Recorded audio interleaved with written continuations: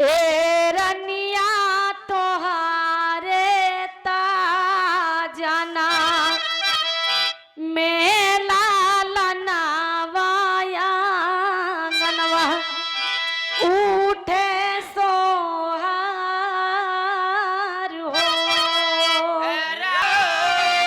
ताकौने घारे लाची ताकौने घारे लाची रामा कौने घारे बारा ताबुआ लाया गना वाबे सोहारा हो कौने घरे भारत तबुआया गन वामे तो अरे वाह बड़की दाई माई हरे बूढ़क बिसर गए आए मैया यशोदा रुपैया लुटावई हो नंद बाबाजी मोहरिया लुटावई हसत बड़े ललना जिया ललना हो झूलत बड़े ललना जिया ललना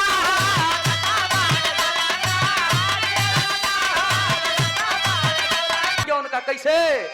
मई मारियूं मोरे राजा बहुत पुराना याद का बात भाई की पे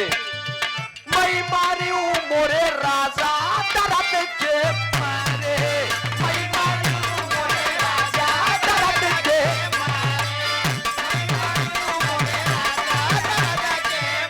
बहुत लोग बार और उतरवावत है ना जाए के कि साल भरे खोगी बिटिया चली जाए के उतरवावत है ना ननद भौजाई के हमेशा सन्माद होबे करत था जब बिटिया पैदा होगी तो ननदिया ले ले अपने गोदी में तब भौजैया से कहे भौजिए बड़ा दिन के बाद तोरे लड़का पैदा बाबा सोहर होता दू लाइन सोहर ले मार साहब अच्छा देखा ये लड़की के मामा रमेश यादव जी कहाँ है मामा हो कहाँ क्या बात है मामा का मतलब जाना था महतारी तो एक बार लड़का माँ कहा थी केवल माँ लेकिन मामा के 2 बार माँ माँ तो महतारी के डबल भार हो तो मामा के ऊपर का जान लिया एक समझा मामा एक ध्यान दे जोरदार ताली बजा करके आप लोग सम्मान कह दिया नहीं आज के जमाने में ढेर मामा तो शकुनी वाला काम करे लागा है अच्छा ये फूफा है क्या बात है फूफा जी रघुराज यादव जी फूफा माने फूफा अगर मऊ न लगे ही तो ससुर तू गांव का सोचता गोद के जाबे का बराती में फूफा ही माने सब कुछ उनकर लात अगर न टूटा मऊर लगाए खड़ा ही रहा यही जान लिया हाँ 101 रुपया का पुरस्कार बहुत बहुत नमस्ते बा प्रणाम बा आशीर्वाद की आकांक्षा एवं प्रतीक्षा बा सोहर लाइन बा कैसे मार साहब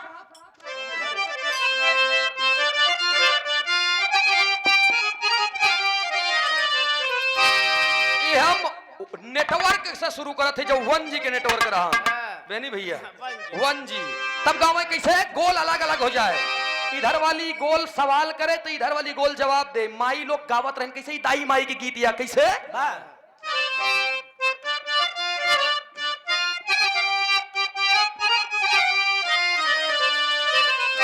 कौने घारे जाना में है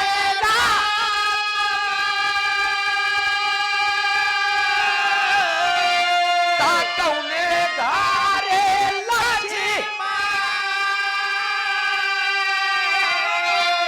कौने घारे लाची रामा कौने घारे बारा ताबुआ लाया गना वाबे सोहारा हो कौने घरे भारत तबुआया गन वामे तो अरे वाह बड़की दाई माई हरे बूढ़क बिसर गए आए देवा कपूरी अच्छा राजेश यादव कपूरी लड़की के अच्छा ये बिट्टी के जौन लड़की आज पैदा भइल लक्ष्मी अवतार लाडो रानी के मौसा मौसिया शब्द बहुत बेकार होते है, कहू जान ले। हाँ भाई, एक जगह घटना हमारे साथे घटी है। 101 रुपया का पुरस्कार कर रहे जौनपुर में प्रोग्राम गावई, ऐसा चरपहिया लगा के खड़ा हो गए नवे नंबर, बहुत दिन के बाद बताओ थे। हाँ पहले एक बात या कोनो बेचारू साढ़ू रहे उनकर सड़ुआने का रहे, पहली बार नई साइकिल कसाए रहे, डबल बीरा पान, दुई बीरा पान खाए के रजा मुँह में मुँह कोजम कचकचवा बनाए ले रहे, रजा जाए के ताला लाक करत रहे, हम देखत है सब चीज। तब तक दू लड़कियां आए चंट रहे चला कर हम का जानी के अटेन। अच्छा वो आए के मौसिया जब मौसिया कहन तो रोक गए कहन हाँ बेटवा का कहन वो मम्मी ने 5 रुपये दे कह की जा सुपारी लेते अब बारात वही वाली बे कहन दे 5 ले रुक जा 20 के नोट निकाल पकड़ तू सुपारी लेके और पानव ले बार बार जाबे का बताई दे मौसिया रहन कहन हाँ मौसिया दे साइकिल जवन देर लागी बहन पैदल जाए में आवत ही अब वो साइकिल दे देन इंतजार करत है। जब इंतजार करत रहन उन्हन दू लड़कियां तो निकल गए 20 रुपये दे देन पंचर वंचर होई तो काम हो जाई। अच्छा 20 रुपये दे देन चला गए दोबारा लौटबे न भैन। अच्छा दोबारा लौटे नहीं तो हमारे गाड़ी के लगे आके कहतन भैया हमके का कहन नमस्ते हमके नमस्ते कहन भैया वो जौन 2 घंटा पहलवा हमका मौसिया कहत लड़के उनका जानत क्या हमके मौसियत तो हो का कहे साइकिल तो हो से मांगे 5 के बदले 20 तू दे है हमका जानी यारो कहाँ के आटे हम तो बिरहा गए आए हैं कहन रे करीम आई लई गए साइकिल हमार नहीं है ते मौसिया शब्द पे ज्यादा मिठाबो जी करे कब भैया तू एक आध दाई धोखा खाए और ये माता दीन यादव जी ग्राम गणेरा से पूर्व लेखपाल, क्या बात है। 101 रुपया का पुरस्कार, बहुत बहुत नमन व प्रणाम व आशीर्वाद किया कांक्षा एवं प्रतीक्षा व राजकुमार भैया जयराम बैठा। लेकिन है भैया जवाब में दे लड़की का जवाब दे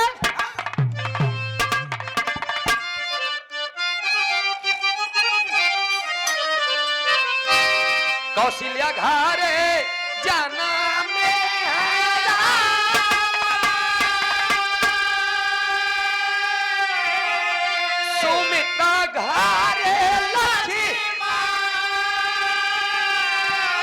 सुमित्रा घरे लक्ष्मी रामा कैकेयी घर भरा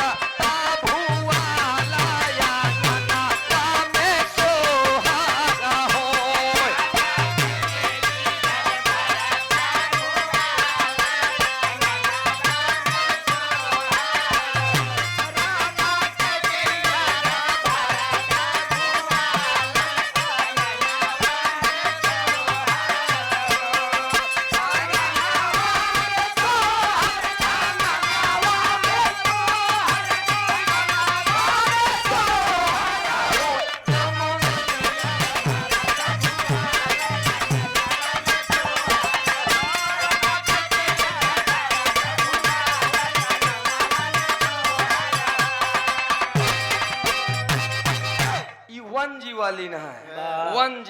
जब तनी तनी मोबाइल में नेटवर्क आवत रहा लोग जाके पीसी लगा लेते रहे ना फोन तब वाली बात है। जब 2G पकड़ैला तब गान कैसे की भाला जे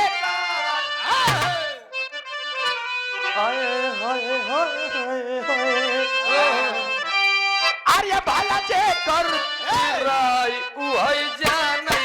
दूसर कौनो का जानै भाला जे कर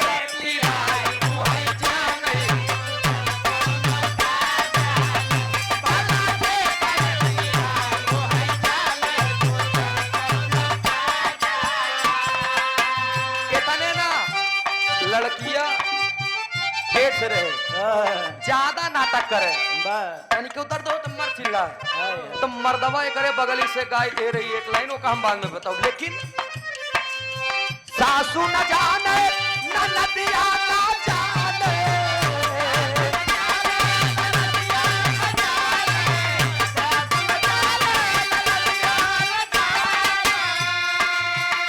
चकरयू पड़ा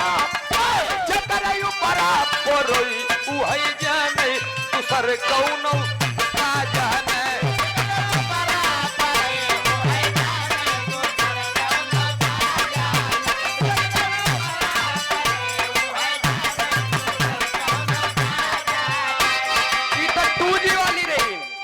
तनी तनी लुक कैला 3G वाला नेटवर्क।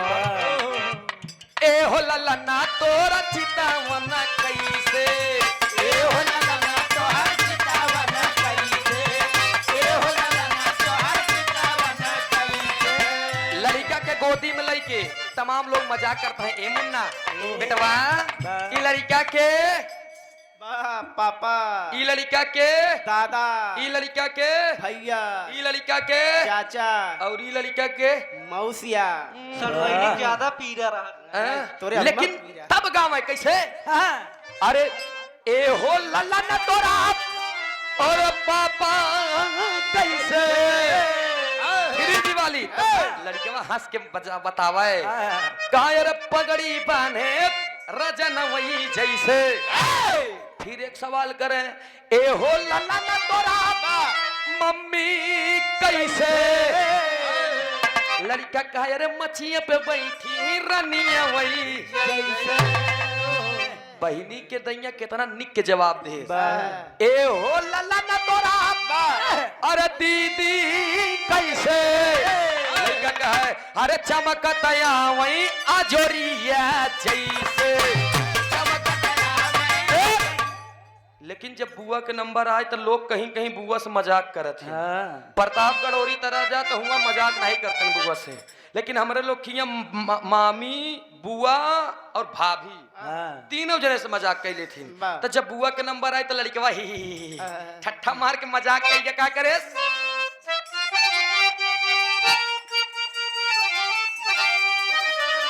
ए हो लल्ला ना तोरा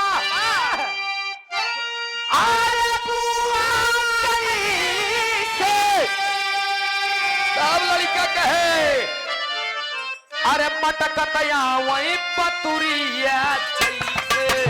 मटकतया वही पतुरिया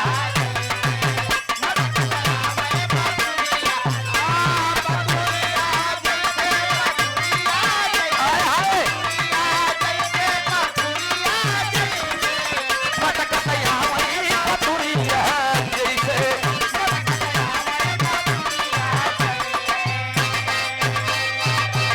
इतना ना जब 4G के नेटवर्क पकड़ेला तब ए ललना मोरा बावरा श्याम सलोना ललना मोरा बावरा श्याम सलोना ललना मोरा बावरा श्याम सलोना। इतने ना 5G पे जा 5G वाला जब आएगा तब वो लोग बहुत पुराने से गोरावाई लागे याद आएगा उनका कैसे मई मारियूं मोरे राजा। बहुत पुराना याद का बात 5G पे मई मारियूं मोरे राजा दरद के मारे। मई मारियूं मोरे राजा दरद के मारे।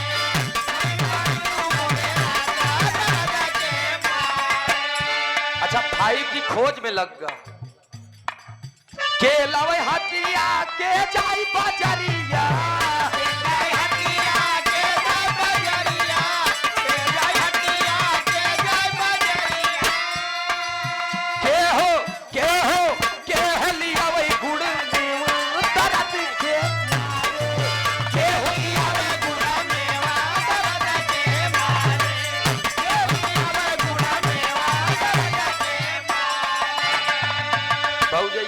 सुनाए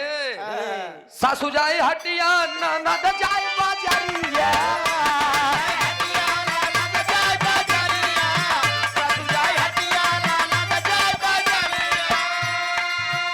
मोरे राजा मोरे सैया लिया वही गुड़ मेवा दरद के मारे।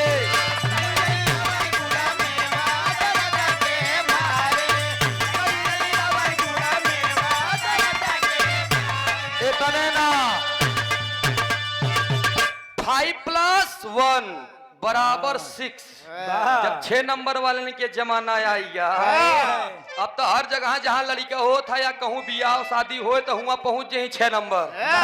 लई के गाड़ी बतासा अब पहुँच जाए आए हाय रे दुआरे पहुँचते मान गावा लगे उतरते मान दौड़त जाए अरे चलता मुसाफिर को मोहलियो रे पिजारे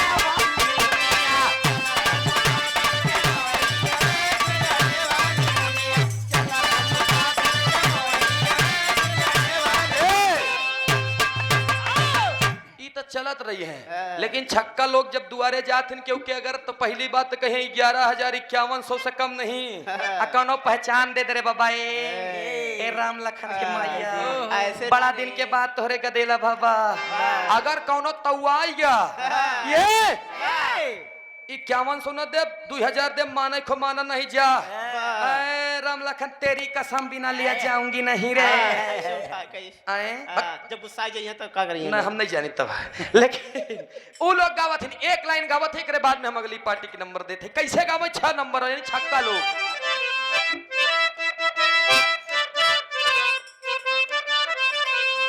अरे भूअर बाल रे होरी लावा के की कया ई बनवावत भाई पागल है का ई बिरहा के क्षेत्र हिया बना बोनम ना सीधा वाला लाइन पे 51,000 दैया लेकिन फुल अदा पे ना ना एकरे बाद आवा पहले एक लाइन ले ले समय देखा कहे कैसे के ना राजकुमार भैया कहे बेइज्जती करावता है एक बन जा वीडियो कैमरा लगा बा डाल दही नेट पे जन 2-4 ठी अगुआ आवत हम हो नहीं भाई जन्म भर कुंवारा ही रह जा का मतलब बा यहां जिंदगी में तोहार हो भाई कहां करे अरे सार जब तोहरे जैसे पंडोई हरन के शराब बा त कहां होबे करी आवा मार सब कहे कैसे ना ना आवा एक बेरी तक अदवा दिखा दो समय समय समय अगली पार्टी नंबर देखबे करे बाद हो जी आवा मार सब कैसे अरे भूअर बाल रे होरी लावा के का करी तोहार मास्टर देखत ना समय देखा बेटवा आजा क्या करी यार अब बतावा अब बोला आवा नहीं मोर भैया समझा करा तक आ जाओ अरे भूअर बाल रे होरी लावा के हेलो ले ले ले मतलब आज साजिंदा एक हो गया तब सवेरवा देबो कर ब्या देव हम सवाई लगाई तो कटहर के कोवा लई ले पूरा वो मोटका दई देव रही जाएगा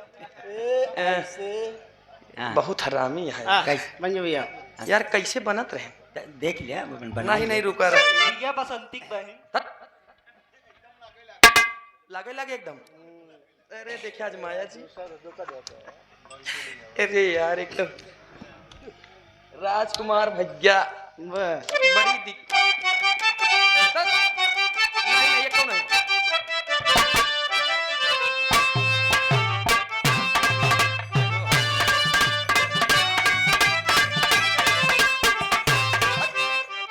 जाए का कहे बिना देखा छक्का लोग बन गए ताली बजावत रहे ऐसा नहीं बजावत रहे ए का तुरंत ही बजाओ थिन का पहले गाड़ी सुतरा थिन तक कुछ दूरी चला थी कैसे चलत बार अच्छे चल के दिखाओ बाबा हम चलब ना लेकिन बतावत है एक बेरी चल के दिखाओ आई गए छक्का लोग ना आई गए ना गए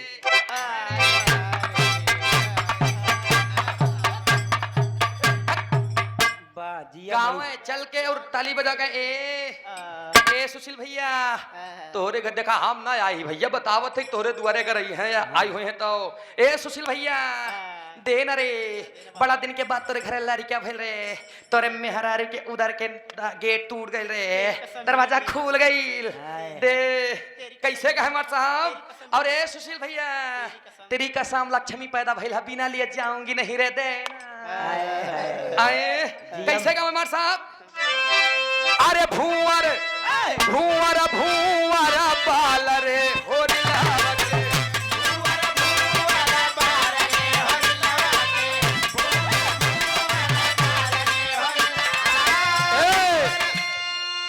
भूअर बाल रे होरी लवा के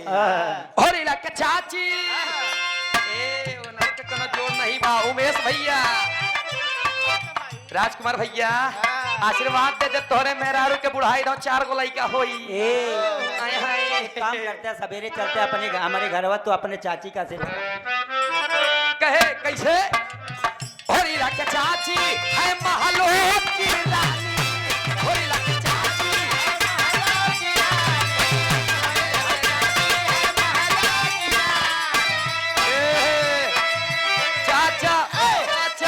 चाचा हुआ रंग बाजर होरी लावा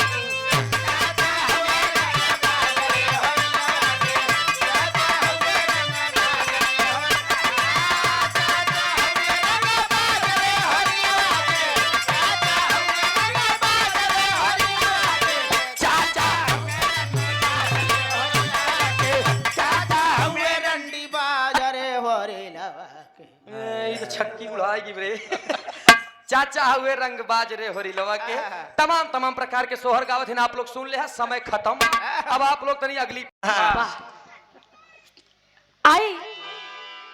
बड़ा सुंदर पावन पर्व हो घर में लक्ष्मी का आगमन हो कितना लोग बिटिया के भय पे दुख हुई जाती जना दबाई गे हाँ जना दबाई गई 2-4-10 बोरा उनके ऊपर बोझा लदा हो हम नहीं दबा नहीं हाँ? हम नहीं दबा नहीं हाँ अरे भैया करेजा होई चाहिए बिटिया हमरे यहाँ एक जने के 6 बिटिया हैं लेकिन 6 बिटिया होते वो अपने आंगन के लक्ष्मी माने जानला जय बिटिया उनके घर में जन्म लीन तई उनके घर में शुभ काम हुई है कहा गया कि घर के आंगन लक्ष्मी होती हैं और बेटियां सौभाग्य से होती हैं बेटे भाग एक बार बेटवा अपन नया लुक दिखा दे लेकिन बिटिया अपन माई बाप के कभाओ भूलते नहीं आई बजा के बाद सोहर हाँ बद भाई अब हमहू गाई गई ना है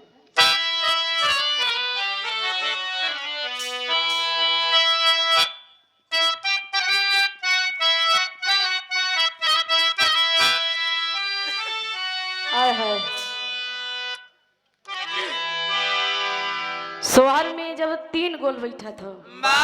कवन कवन एक 60 वाली 60 साल वाली एक 40 साल वाली एक 20 से 25 साल वाली जोन 60 साल वाली बल्कि अम्मा हरे गावा थी सोहर कैसे गावा थे वो बड़ी यही एक गोल बनाई थी जेकरे दांत बा जेकरे दांत नहीं बा वो बीच में लहाई लेत है कैसे गावा थी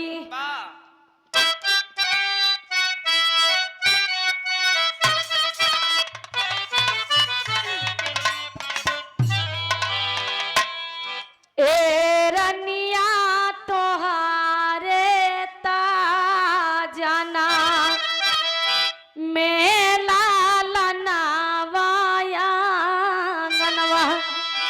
उठे सोहार हो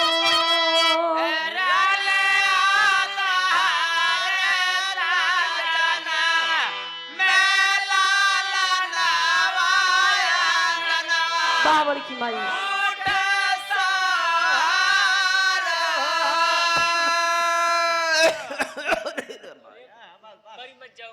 बस बस बस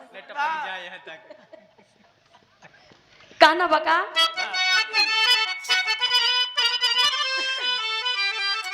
तुझे ही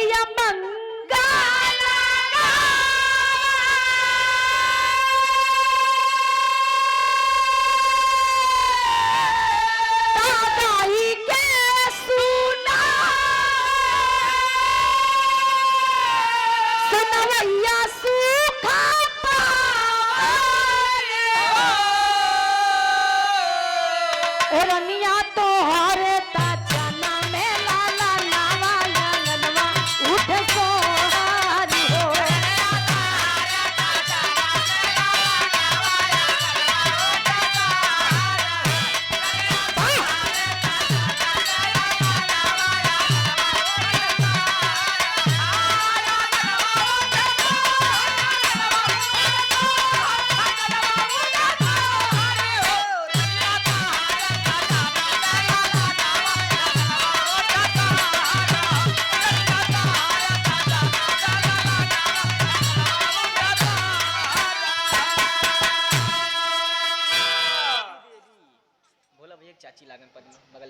आप परम आदरी परम सदे भोला भैया के चाची जी की ओर से पार्वती देवी ए भाव को समझते हुए 51 रुपए दे के सम्मान की बहुत बहुत बड़ा आशीर्वाद की कामना बा कन्ने पल ले ले इस 60 साल वाली बड़की माई लोगन गावत आज उन 40 साल वाली है वो कैसे गावत थी 4 पहिए पे खेल रहा चार पहिए पे झूल रहा ललना मेरा, चार पहिए पे खेल रहा।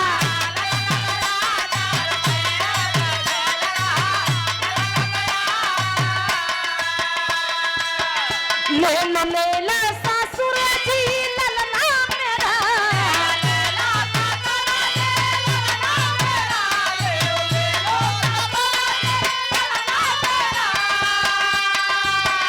ले लो लेला ससुर जी ललना मेरा, तुमको दादा कहेगा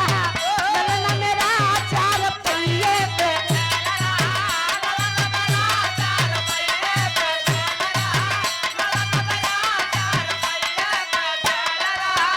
ले लो लेला ससुर जी ललना मेरा,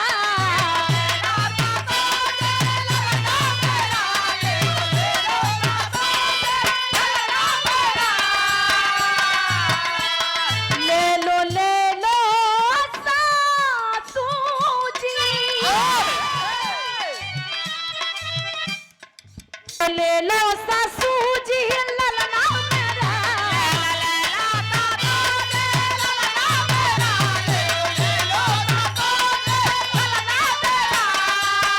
ले लो लेना सासू जी ललना मेरा, तुमको दादी कहेगा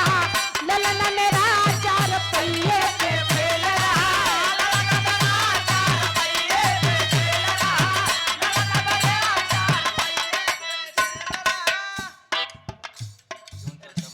आपका साउंड सिस्टम ऐसे बजता रहे।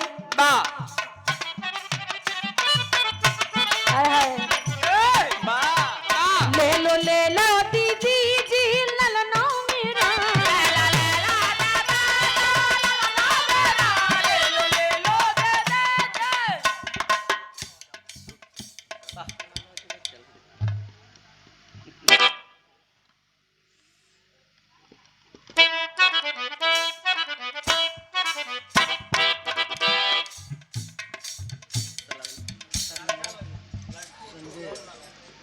ले लो दीदी जी ललना मेरा,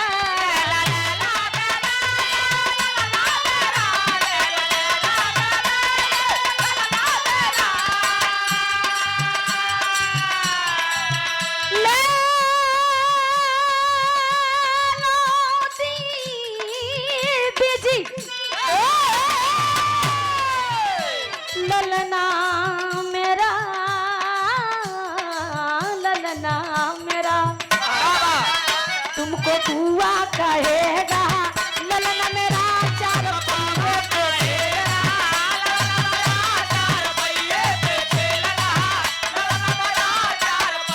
पे खेल रहा। ये 40 साल वाली गावत है।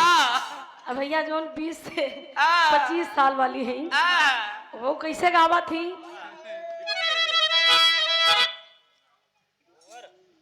हंसता बड़े ललना जिया ललना हो, झूलता बड़े पलना जिया ललना,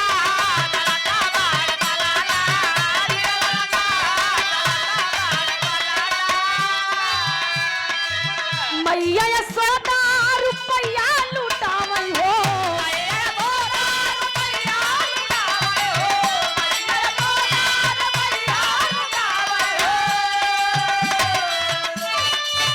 मैया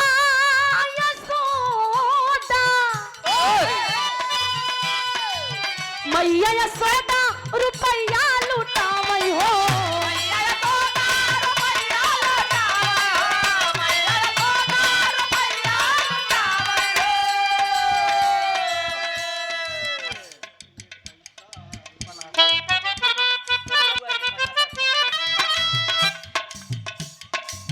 नंद बाबा जी मोहरिया लुटावई हो,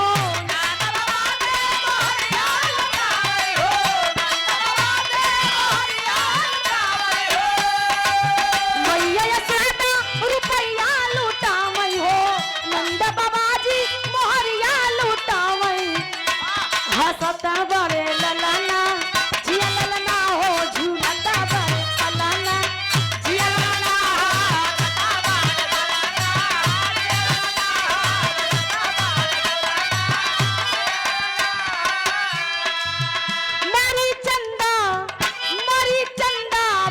जैसे रनिया दराद कुम्हिलाई के उठे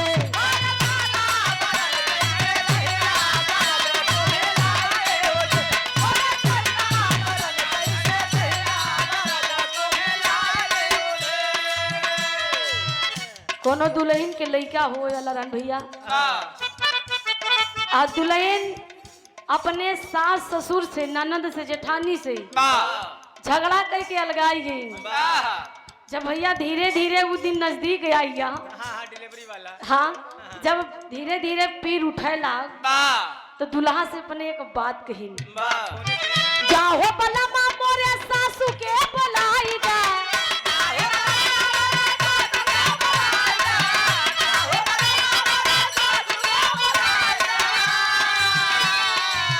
अम्मा को बोलाई दा हमारे सासू के बोलाई दा अम्मा को बोलाई दा हमारे सासू के बोलाई दा अम्मा को बोलाई दा हमारे सासू के बोलाई दा